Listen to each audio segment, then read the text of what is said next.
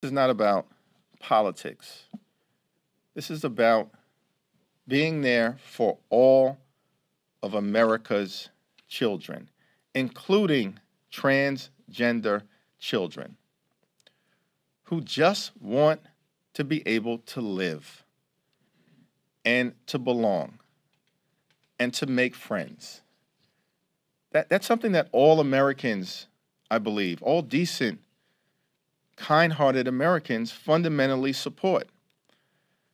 And the extreme MAGA Republicans are trying to sensationalize an issue that doesn't really exist in the way that they are falsely portraying.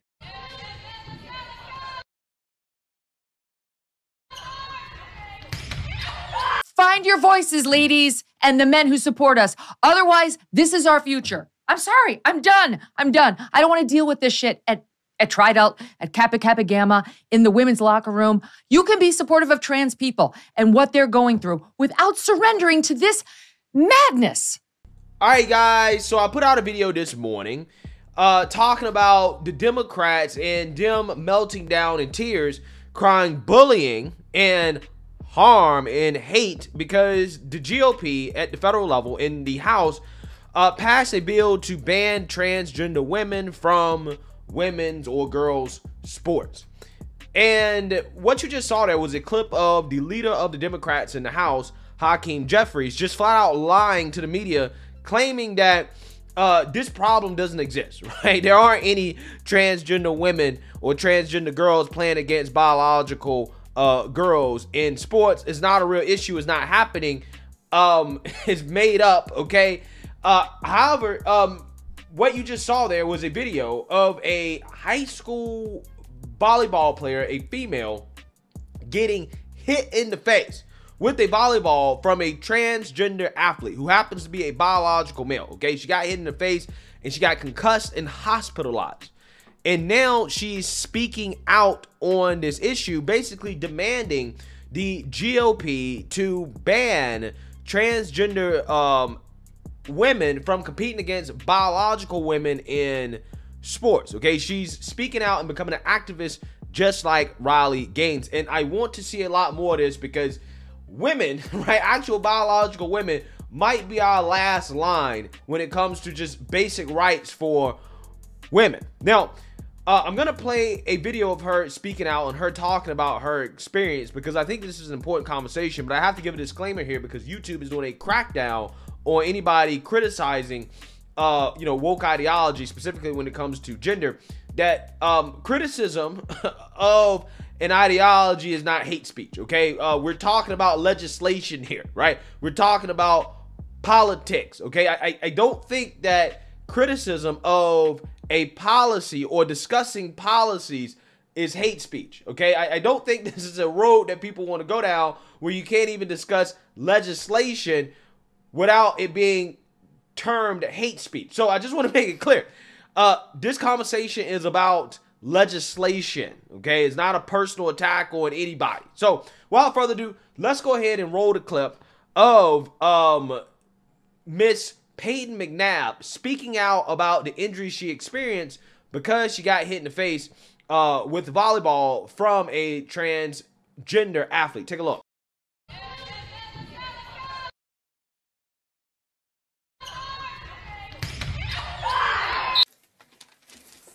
Hi, my name is Peyton McNabb. I'm a senior at Hiwassee Dam High School in Murphy, North Carolina. Due to the North Carolina High School Athletic Association policy allowing biological males to compete against biological females, my life has forever been changed. On September 1st, 2022, I was severely injured in a high school volleyball game by a transgender athlete on the opposing team. I suffered from a concussion and neck injury that to this day I am still recovering from. Other injuries I still suffer from today include impaired vision, partial paralysis on my right side, constant headaches, as well as anxiety and depression. I was unable to play the rest of my last volleyball season, and although I am currently playing softball, I am not able to perform as well as I know I have in the past because of the injury. My ability to learn, retain, comprehend has also been impaired, and I require accommodations at school for testing because of this. I could go on and on about how this incident has affected my life, but I'm not here for that, because I'm not here for me. Because for me, I know that my time playing is coming to an end. I'm here for every biological female athlete behind me. My little sister, my cousins, my teammates.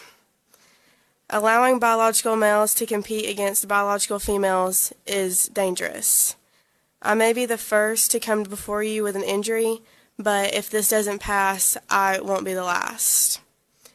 The North Carolina High School Athletic Association policy states that it allows participation in interscholastic athletics for all students, regardless of gender or gender identification. It is the intent that all students are able to compete on a level playing field in a safe, competitive, and friendly environment, free of discrimination. Clearly, that does not include biological female athletes. My ability to compete was taken from me. Having to play against biological males is not a level playing field. Yeah, so you seen that, you heard that. While Democrats are basically trying to get sympathy tiers for children that are not being banned from participating in sports, they just have to compete based off their biological sex. You have actual women and girls who have been hurt as a result of being forced to compete against those of the opposite sex. Again, in the case of volleyball, I mean, I believe that the net is actually lowered, okay, for girls. Again, I believe that if you are in a men's volleyball team, that the net is going to be higher. Well, why is that? It's because there are biological differences between men and women. It matters, right? Again, you have actual girls that are being hurt, okay, that are actually getting hurt because they're forced to do this, right? And if they don't do it, they're called transphobic and bigots. And you don't hear any of the Democrats who previously before were for women's rights, right? They were for women's rights, okay? They're pro-feminism, okay? They're supposed to be pro-women. What did Hillary run on? She ran on something woke, okay? Some feminist platform. What happened to all that, right? Apparently that goes away when it comes to this topic right here.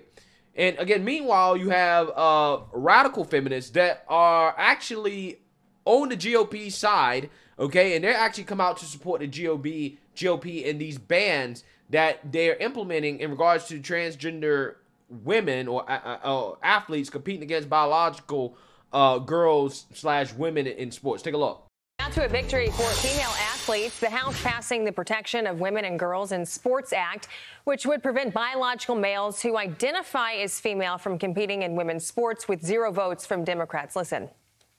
Not a single Democrat today wants to support women in women's sports, in complete violation to Title IX that was created by Congress over 50 years ago to provide a level playing field for women. Kara Dansky and Leah Keith are self-described radical feminists who support this bill. Both of them join me now. Ladies, thank you for being with us.